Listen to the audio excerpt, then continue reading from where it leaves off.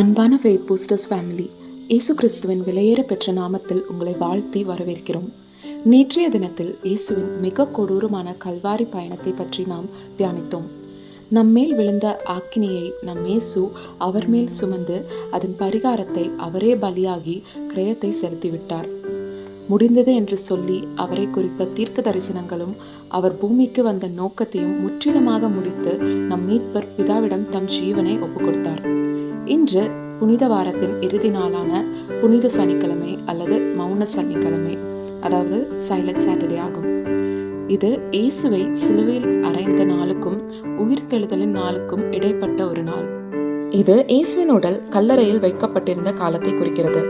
எல்லாம் முடிந்தது என்று நினைக்கப்பட்ட நாள், நம்பிக்கை அசைக்கப்பட்ட ஒரு நாள். இதை குறித்து இன்று நாம் தியானிப்போம். இயேசுவின் உடல் பெரிய வெள்ளி அன்றே கல்லறையில் வைத்து அடைக்கப்பட்டது. மதியம் சுமார் 3 மணி அளவில் இயேசு தம் ஜீவனை ஒப்புக் கொடுத்தார்.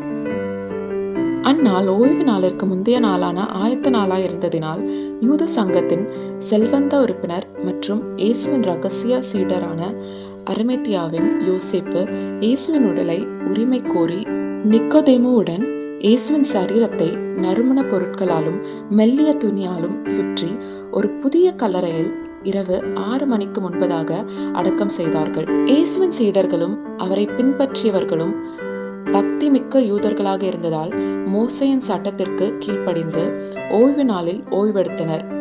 அது வெள்ளிக்கிழமை சூரியன் மறையும் நேரத்தில் தொடங்கி சனிக்கிழமை சூரியன் மறையும் நேரத்தில் முடிவடைந்தது.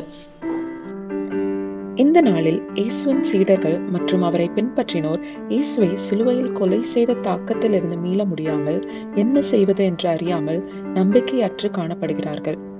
இயேசு தம் சீடர்களிடம் அவர் கொலை செய்யப்படுவார் என்பதையும் 3ஆம் நாள் அவர் உயிர்த்தெழுவார் என்று சொல்லியிருந்தாலும் அதை குறித்து ஒரு வெளிப்பாடு இல்லாமல் செக்கரியா 13:7 சொல்லப்பட்டதின்படி மேய்ப்பனில்லாத மந்தையைப் போல் இருந்தார்கள். சிலுவை பாடுகள் மற்றும் மரணத்தின் தாக்கம், தலைவரை இழந்த வேதனை மற்றும் அடுத்தது என்ன என்று ஒரு நிச்சயமில்லாத சூழ்நிலை அவர்களை முடக்கியது.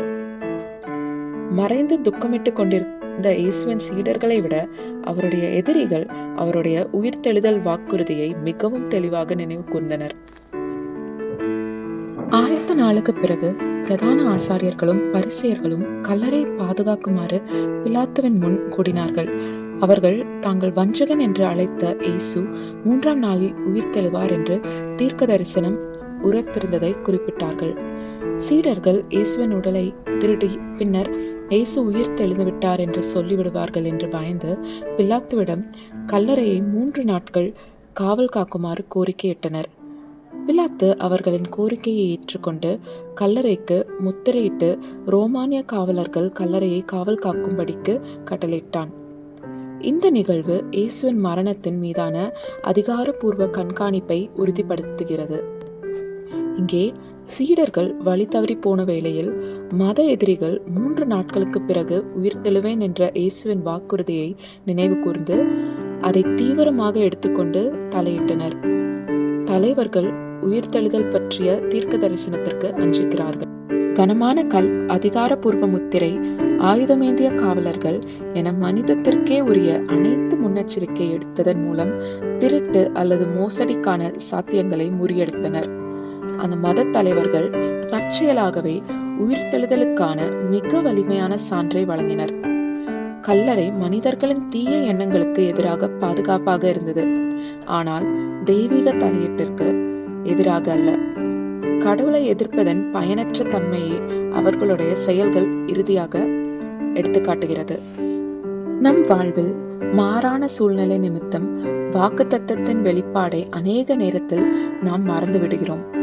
ஆனால் சத்துரு அந்த வாக்குத்தத்தத்தின் நிச்சயத்தை நன்கு அறிந்து ஓயாமல் அதற்கெதிராக நம்மை முடக்கிவிட செயல்படுகிறான்.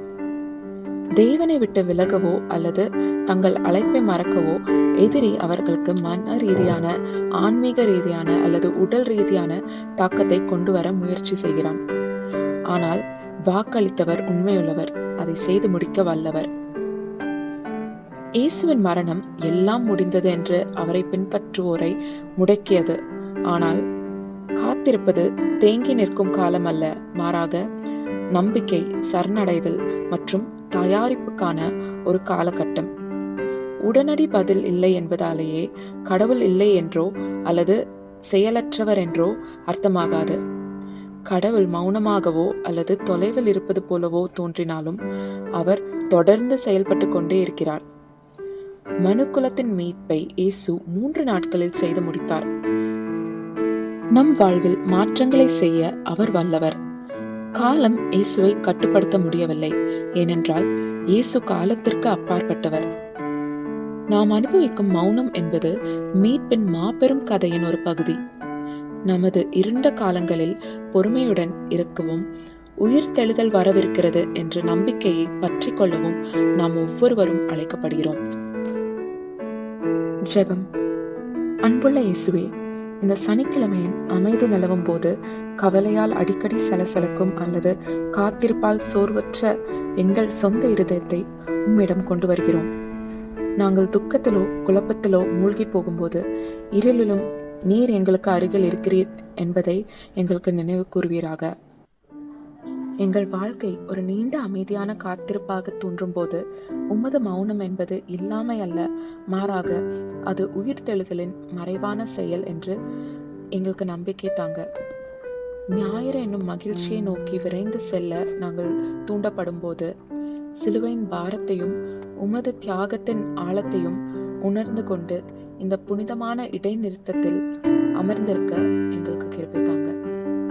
ஆமேன். இந்த வீடியோ உங்களுக்கு பிடிச்சிருந்தா லைக் பண்ணுங்க, கமெண்ட் பண்ணுங்க, உங்க அன்பானவர்களோட இந்த வீடியோவை ஷேர் பண்ணுங்க. ஃபெய்த் பூஸ்டர்ஸ் சேனலை சப்ஸ்கிரைப் பண்ணுங்க.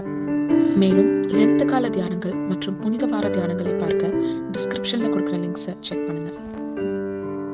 God bless you.